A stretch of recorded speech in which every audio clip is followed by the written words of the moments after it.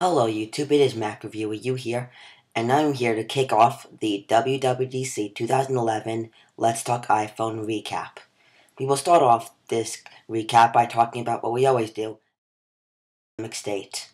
For the people that don't want to watch Apple's economic state, just click on any of the links down below and it will bring you to that part of the video. Apple's user adoption for Mac OS X 10 Lion, 2 weeks.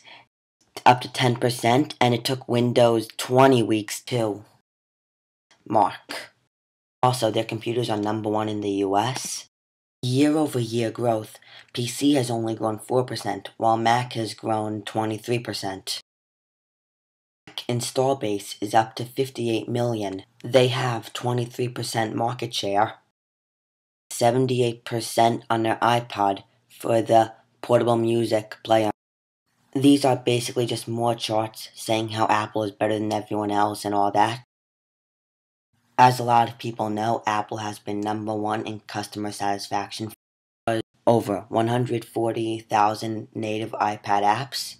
Apple's App Store is one of the #1 store in the world. Over 1 billion apps downloaded per month. And Apple has paid out $3 billion to developers. List is Apple's newest mobile app called Cards. In the app Cards, you will be able to create cards on your mobile device, and then you will be able to mail them to anyone in the world, no matter what country they're in, $99. Also, if you are sending a letter to someone in the United States, it will only cost $2.99. Plus, you will receive a notification when they get their mail. Next up is the iPod Nano, an old favorite for Apple. The iPod Nano may look the same on the outside, basically the same on the inside, but these changes have been long coming and are some great additions. The main changes are to the clocks, the general layout and design, and, of course, the pedometer. With the pedometer, you no longer need to have the foot piece. It'll track you automatically by itself. The following images will be pictures of the new clock styles.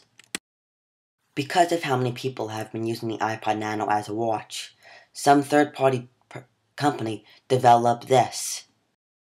Priced at only $129 for the 8GB model, it is the cheapest iPod Nano ever. Difference with the iPod Touch, it is now in white at only $199 for the 8GB version. Finally, the part you've all been waiting for, the iPhone 4S. Yes, it is called the iPhone 4S, not the iPhone 5, and there is only one model being released, the iPhone 4S. The iPhone 4S has the A5 chip. It can do up to 2 times faster download speeds. It has smart wireless. It's a world phone. It has an 8-megapixel camera, and it can shoot up to 1080p video. Unfortunately, the iPhone 4S looks exactly like the iPhone 4, so all of the case designs and the iPhone that was lost in the bar was all fake.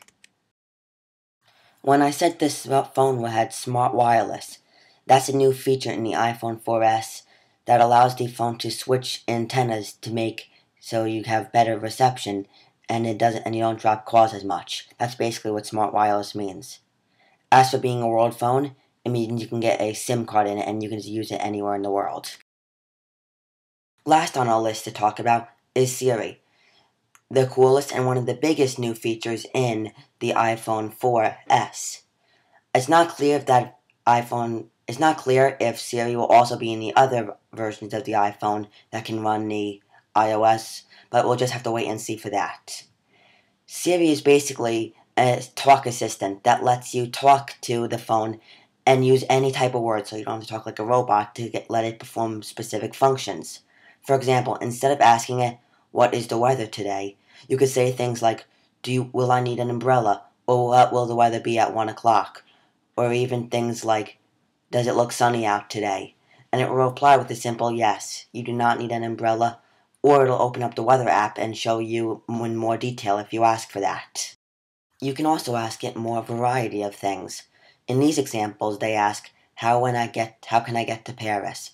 Or, hit reply to answer Phil Schiller's email, and you can simply speak in the words and that will write your text message for you, so you don't need to use the traditional keyboard.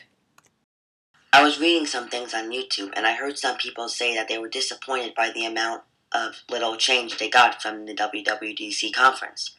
But I'd like to remind you that this includes the smart wireless, the 8 megapixel camera, the HD 1080p video camera, video mirroring, but people seem to be forgetting about iOS 5 and iCloud because they've been talking about that for so much time. But all of those together give way more features than you could possibly ask for. Now, of course, the biggest thing that everyone wants to know, the price. The iPhone 3GS, the 8GB model, is being sold for free. The current iPhone 4 8GB is being sold at as low as $99, and the current iPhone 4S 16GB model base is being sold at $199. And now last, but certainly not least, the carriers.